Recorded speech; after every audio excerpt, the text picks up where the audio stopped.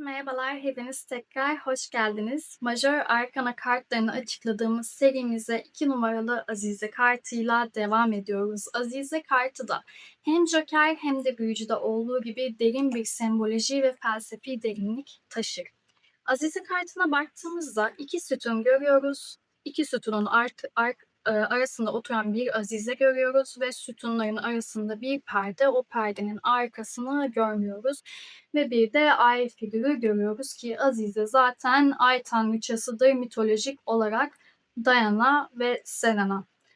Hatta Azize'nin ayın ta kendisi olduğunu söyleyenler de vardır. Hadi bakalım Azize kartı bize ne anlatıyor? Şimdi Joker bildiğiniz gibi kahramanın yolculuğu. Bu Major Arkana serisini ve bu serideki tüm kartları Joker tek tek gezecektir. Büyücü kartına geldik. Artık o fütursuzluk üzerimizden kalktı. Artık ne istediğimizi biliyoruz. Bu dünyadaki işlerin nasıl ilerlediğini biliyoruz. Dualite mantığını biliyoruz.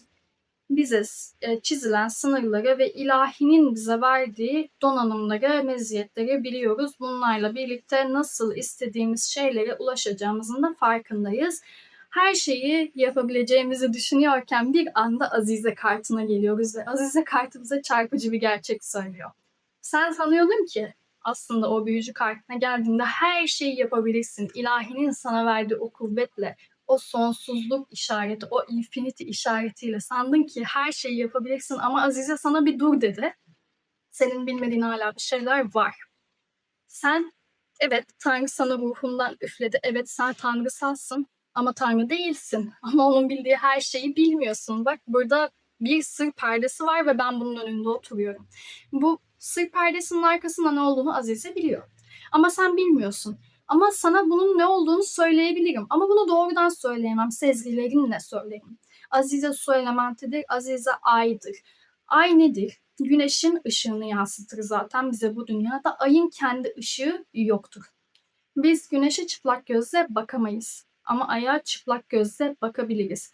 Bu yüzden yani Tanrı'nın nurunu çıplak gözle görebilmemizi sağlar aslında Azize. Bunu nasıl yapar? Su elementiyle yapar. Yani adeta o Tanrı'nın kimliğinden, o non-dualite noktasından bizi yalıtması gerekir. Duygular vasıtasıyla.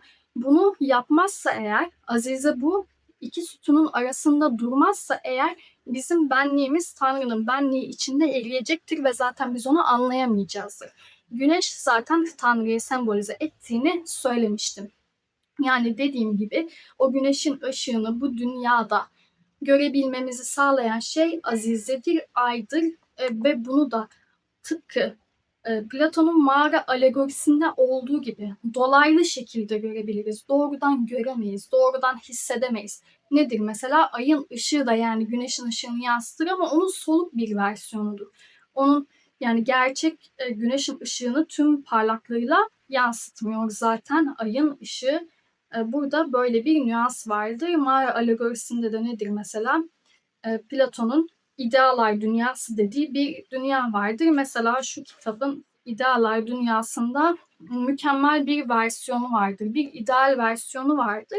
Bir de bu dünyada gördüğümüz silik bir kopyası vardır. Tıpkı güneş ışığının olduğu gibi gerçek bir güneş vardır. Çıplak gözle asla bakamadığımız ve algılayamadığımız ve bunun bu dünyadaki silik bir yansıması vardır. Tıpkı ay ışığı gibi.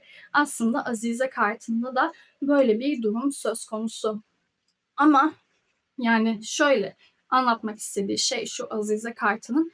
Sen bunları bilemezsin. Bu dünyada da bilmen gerekmiyor. Bütün bu ilahi planı veya Tanrı'nın tam bir gerçekliğini zaten bunu bildiğin an o benliğin Tanrı'nın içinde yok olacaktır. Bu bağlamda Azize sırlarla alakalıdır, bilinmeyenlerle alakalıdır ve sezgilerle alakalıdır. Sana bu gerçekliği ancak sezgiler yoluyla hissettirebilirim.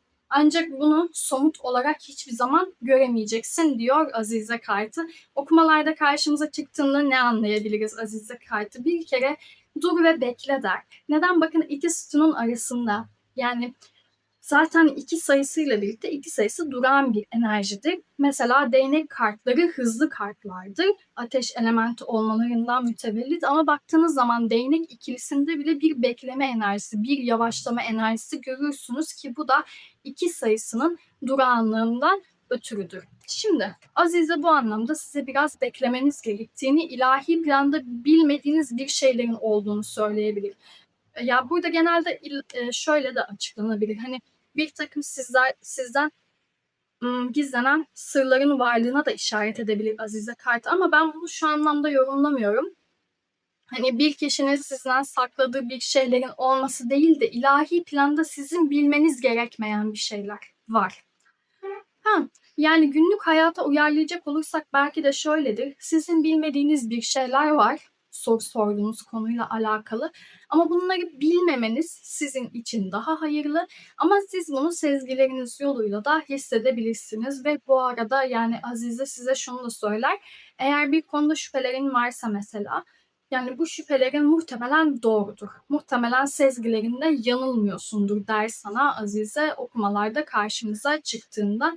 Bu şekilde Azize kartın hakkında söyleyeceklerim de bu kadar. Hepinizi seviyorum. Tekrar görüşmek üzere.